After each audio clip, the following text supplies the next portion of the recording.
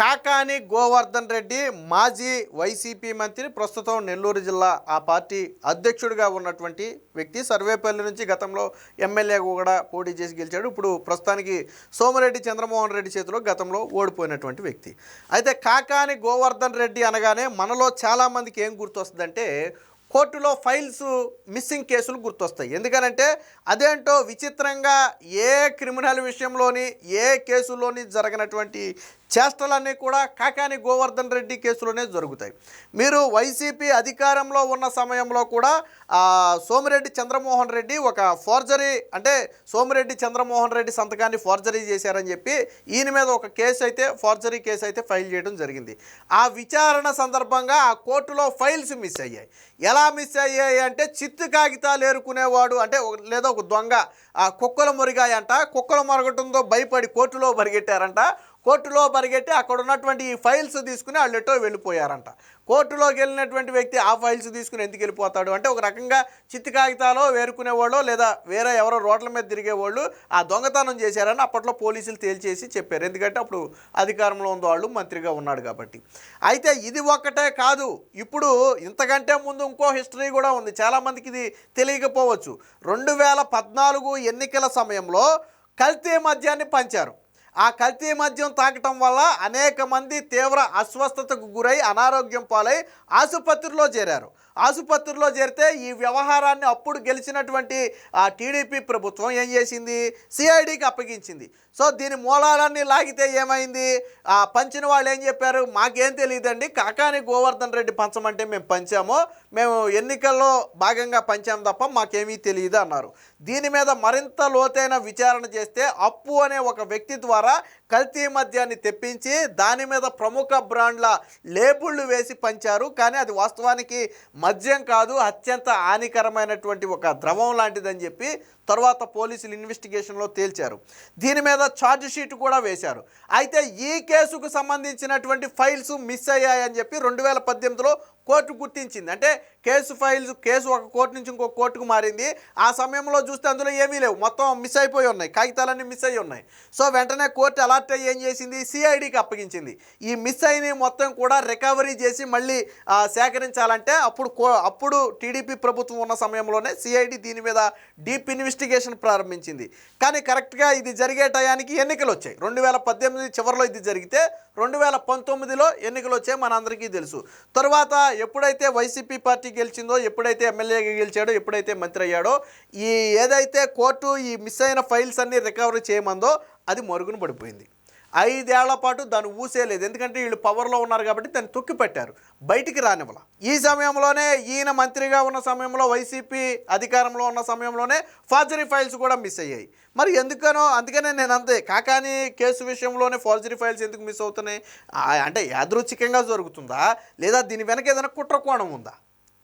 So ఇప్పుడు మళ్ళీ కూటమి ప్రభుత్వం వచ్చింది కదా, ఎప్పుడైతే 2018లో మరుగున పడిపోయిందో ఈ కల్తీ మద్యానికి సంబంధించిన ఫైళ్ల మిస్సింగ్ కేసుని తిరిగి సిఐడి అయితే ఇన్వెస్టిగేషన్ చేయడం ప్రారంభించింది. ఎలా మిస్ అయ్యాయి, ఎవరి పాత్ర ఉంది, ఎవరు దీని మీద ఇది చేశారు, గతంలో మొన్న మిస్ అయినటువంటి ఫోర్జరీ ఫైల్స్కి అంటే ఆ తరహాలోనే ఇది మిస్ అయిందా, ఈ రెండిట్లో కూడా ఒకరి పాత్రే ఉందా ఏంటి అనేది తేల్చడానికైతే సిఐడి ఇప్పుడు రంగంలోకి అయితే దిగింది. దానికి సంబంధించిన వార్త ఒకటి వచ్చింది, ఒకసారి చూద్దాం. బేసిక్గా మనం చాలా రకాలు చూస్తాం. కోర్టులను తప్పుదోవ పట్టించే వాళ్ళు ఉంటారు, లేదా తప్పుడు సాక్ష్యాలను సృష్టించి కోర్టులో ప్రవేశపెట్టే వాళ్ళు ఉంటారు. ఇలా చాలామందిని చూసుంటాం మనం. కానీ ఏకంగా ఫైల్స్ మిస్ అవ్వటం అనేది మాత్రం ఒక కాకాని గోవర్ధన్ రెడ్డి కేసుల్లో మాత్రమే జరుగుద్ది, ఎవరి కేసుల్లోనూ జరగదు. మరి అదేంటో విచిత్రం. సరే, ఏదో ఒకటి జరిగిందంటే యాదృచ్ఛికంగా ఎక్కడో ఈయన ప్రమేయం లేకుండా జరిగిందని కొట్టిపడేయచ్చు. కానీ పదే పదే జరిగిన ఘటనే మళ్ళీ జరుగుతుందంటే ఏంటి అర్థం, నాకు అర్థం కాల. సో మరి దీన్ని యాదృచ్ఛికంగా ఎలా కొట్టిపడేయగలదు? Kakani files missing. 2014 నాటి కల్తీ మద్యం పంపిణీ కేసులో నెల్లూరు కోర్టులో కీలక ఫైళ్ల అదృశ్యం. 2018 చివరిలోనే గుర్తించిన బెజవాడ ప్రత్యేక కోర్టు 2019లో వైసీపీ గెలవడంతో కేసు మూలకు. తాజాగా ఫైళ్ల గల్లంతు విషయం వెలుగులోకి.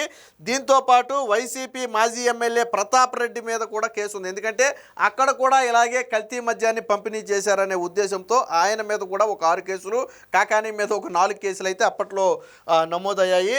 అదేం వింతో కానీ మాజీ మంత్రి వైసీపీ నెల్లూరు జిల్లా అధ్యక్షుడు కాకాని గోవర్ధన్ రెడ్డిపై పలు నేరారోపణలతో కోర్టుకెక్కిన కేసుకు సంబంధించిన ఫైళ్లు వరుసగా అదృశ్యమవుతున్నాయి.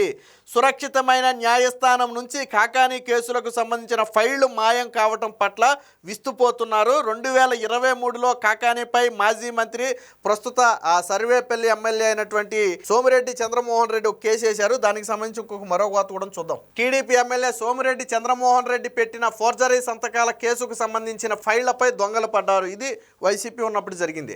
అప్పట్లో ఇది చిత్తి కాగితాలు ఏరుకునే వారు చేసిన చిల్లర దొంగతనంగా పోలీసులు లెక్క తేల్చారు. 2014 ఎన్నికల సమయంలో కాకానిపై నమోదైన కల్తీ మద్యం కేసుకు సంబంధించిన ఫైళ్లలోని కీలక డాక్యుమెంట్లు అదృశ్యమైనట్టుగా తాజాగా వెలుగులోకి చూసింది. 2018 చివరిలోనే విజయవాడలోని ప్రత్యేక కోర్టు ఈ విషయాన్ని గుర్తించింది. అదృశ్యమైన కీలక డాక్యుమెంట్లను తిరిగి భర్తీ చేసే పనిని అప్పట్లో సిఐడికి అప్పగించింది. 2019లో వైసీపీ ప్రభుత్వం ఏర్పడటంతో కేసును మూలపడేసింది. 5 ఏళ్లు పట్టించుకోలేదు. గతేడాది కూటమి ప్రభుత్వం రావడంతో కేసులో మళ్లీ కదలికి వచ్చింది. ప్రస్తుతం సిఐడి అధికారులు కాకాని కల్తీ మద్యం కేసుకు సంబంధించిన అదృశ్యమైన కీలక డాక్యుమెంట్లను తిరిగి భర్తీ చేసే పనిలో నిమగ్నమై ఉన్నారు. కాకాని కేసుల్లో ఎవరి ప్రమేయం లేకుండా సాధారణంగా జరిగిన మిస్సింగా లేక వ్యూహాత్మకంగా జరుగుతున్న మిస్సింగ్లా అనే అనుమానాలు అయితే వ్యక్తమవుతున్నాయి. ఏంటి కేసు నేపథ్యం అనేది పరిశీలిస్తే నేను ఇందాకే చెప్పినట్టుగా 2014 ఎన్నికల సమయంలో సర్వేపల్లి నియోజకవర్గంలో రాజకీయ నాయకులు పంపిణీ చేసిన మద్యం తాగి వందల సంఖ్యలో ఆసుపత్రి పాలయ్యారు. ఇది అప్పట్లో సంచలనం సృష్టించింది. ఎక్సైజ్ అధికారులు రంగంలో తిరిగి మద్యం పంపిణీ చేసిన వారిని పట్టుకుని ప్రశ్నించారు. కాకాని గోవర్ధన్ రెడ్డి మద్యం సరఫరా చేశారని, ఆయన గెలుపు కోసం తాము పంపిణీ చేశామని వారంతా విచారణలో చెప్పారు. దీంతో కాకానితో పాటు మద్యం పంచిన కార్యకర్తలపై కేసు నమోదు చేశారు. ఇదే తరహాలో కావలి నియోజకవర్గంలో అక్కడి వైసీపీ మాజీ ఎమ్మెల్యే రామిరెడ్డి ప్రతాప్ రెడ్డిపై కూడా కేసు నమోదు చేశారు. ఈ 2 చోట్ల ఇద్దరి నాయకుల అత్యంత సన్నిహితులైనటువంటి పేర్నాటి శ్యాంప్రసాద్ రెడ్డి, మన్నెమాల సుకుమార్ రెడ్డిలపై కూడా కేసులు నమోదు చేశారు. ఎన్నికల తర్వాత టీడీపీ అధికారంలోకి రావడంతో దీన్ని లోతుగా ఇన్వెస్టిగేట్ చేస్తే తేలింది ఏమంటే, most wanted criminal Gopalakrishna alias అప్పు అనే వ్యక్తి ద్వారా కల్తీ మద్యాన్ని తీసుకువచ్చి పంచారని తేల్చారు. ప్రముఖ కంపెనీల లేబుళ్లు అతికించి ప్రజలకు పంపిణీ చేశారని, ఇది చాలా హానికరమైన మద్యమని ల్యాబ్ పరీక్షలు కూడా నిర్ధారించారు. 2017లోనే దీని మీద ఛార్జ్షీట్ కూడా వేశారు. ఈ ఛార్జ్షీట్ వేసిన తర్వాత నెల్లూరు కోర్టులో కాకానిపై 4, రామిరెడ్డి ప్రతాప్ రెడ్డిపై 6 కేసులు ఉన్నాయి. సుప్రీంకోర్టు ఆదేశాల మేరకు 2018లో ప్రజాప్రతినిధులపై ఉన్న కేసుల సత్వర పరిష్కారం కోసం విజయవాడలోని ప్రత్యేక కోర్టును ఏర్పాటు చేశారు. ఈ కేసులను అక్కడకు బదలాయించారు. ఈ సమయంలో మిస్ అయినాయి. నెల్లూరు కోర్టు నుంచి నాడు సుప్రీంకోర్టు ఆదేశాల మేరకు విజయవాడలోని ప్రజాప్రతినిధులపై ఉన్న కేసులు పరిష్కరించే ప్రత్యేక కోర్టుకు బదిలీ చేశారు. ఇక్కడికి బదిలీ చేసినప్పుడు పరిశీలిస్తేనే డాక్యుమెంట్ మిస్ అయ్యాయి. అప్పుడు విజయవాడకు చెందిన ప్రత్యేక కోర్టులో దీన్ని అసలు కేసు ఏంటో చూద్దామని ఓపెన్ చేస్తే అందులో ఫైల్స్ మిస్సింగ్. అప్పుడు వెంటనే సిఐడికి ఇచ్చింది. దీంట్లో కొన్ని ఫైల్స్ మిస్ అయ్యాయి, ఎలా మిస్ అయ్యాయి, ఎందుకు మిస్ అయ్యాయి అని తేల్చి మిస్ అయిన మొత్తాన్ని కూడా రికవరీ చేయాలని చెప్పింది. ఇది 2018 చివరిలో. అంటే 2019 రాగానే ఎన్నికల హడావిడి స్టార్ట్ అయిపోయింది, మనందరికీ తెలుసు. ఎప్పుడైతే వైసీపీ గెలిచిందో దాన్ని పూర్తిగా పక్కన పడేశారు. సో ఏం మిస్ అయ్యాయి అనేది కూడా మీరు రఫ్గా ఒకసారి ఇక్కడ చూస్తే సిపి నెంబర్ 5617లో A1గా ఉన్నటువంటి A1 రిమాండ్ రిపోర్ట్ మిస్ అయింది. A2 సరెండర్లో పిటిషన్ మిస్ అయింది. A6గా ఉన్నటువంటి వ్యక్తి బెయిల్ బాండు, అలాగే రిలీజ్ ఉత్తర్వులు మినహా మిగిలిన డాక్యుమెంట్లు అన్నీ మిస్ అయినాయి. A7కి చెందినటువంటి మెమో, పీటీ వారెంట్తో పాటు మిగిలిన పత్రాలు మిస్ అయినాయి.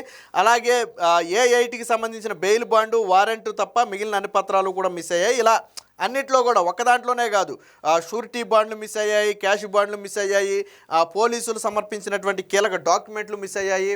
సో ఇలాంటివన్నీ కూడా వాటిల్లో మిస్ అయ్యాయి. అది కూడా పోనీ ఒకవేళ ఫైల్ పోయిందనుకోండి, మొత్తం పోవాలా. ఒక ఫైల్ పోతే ఫైల్లో అన్నీ పోవాలా. కానీ ఫైల్లో ఏదైతే కేసుని ఇంపాక్ట్ చేస్తుందో అవి మాత్రం పోయాయి, మిగిలినవి పోలా. మరి ఇది యాదృచ్ఛికంగా జరిగిందని ఎలా అనుకుంటాం? సో ఏది ఏమైనా మాజీ మంత్రి కాకాని గోవర్ధన్ రెడ్డి మెడకైతే బలంగా ఉచ్చు బిగుసుకోబోతుంది. పాత ఆల్రెడీ ఇప్పుడు ఫోర్జరీ ఫైళ్లకు సంబంధించి ఏదైతే వ్యవహారం ఉందో ఇది నడుస్తున్న తరుణంలోనే పాత కేసు కూడా ఇప్పుడు తిరగదోరటం, అది కూడా ఫైల్స్ మిస్ అవ్వడం అనేది అత్యంత తీవ్రమైన నేరం కాబట్టి అసలు దీని వెనక ఎవరి ప్రమేయం ఉందనేది ప్రస్తుతం పోలీసులు అయితే ఇన్వెస్టిగేట్ చేస్తున్నారు. తాజాగా టీడీపీ ఎమ్మెల్యే మీద అనుచిత వ్యాఖ్యలు చేసినందుకు, ఏదో నిన్ను కొడతాను అది ఇది అని చెప్పేదో అనుచిత వ్యాఖ్యలు చేసినందుకు తాజాగా మరో కేసు కూడా కాకాని గోవర్ధన్ రెడ్డి మీద అయితే బుక్ చేయడం జరిగింది. ఏది ఏమైనా మొత్తంగా ఇప్పుడు పోలీసులు రంగంలోకి దిగటంతో అసలు విషయం అయితే బయటపడే అవకాశం ఉంది. అయితే ఇది యాదృచ్ఛికంగా జరిగిందా, దీని వెనక ఎవరు హస్తం ఉందా అనేది మాత్రం తేలాల్సి ఉంది.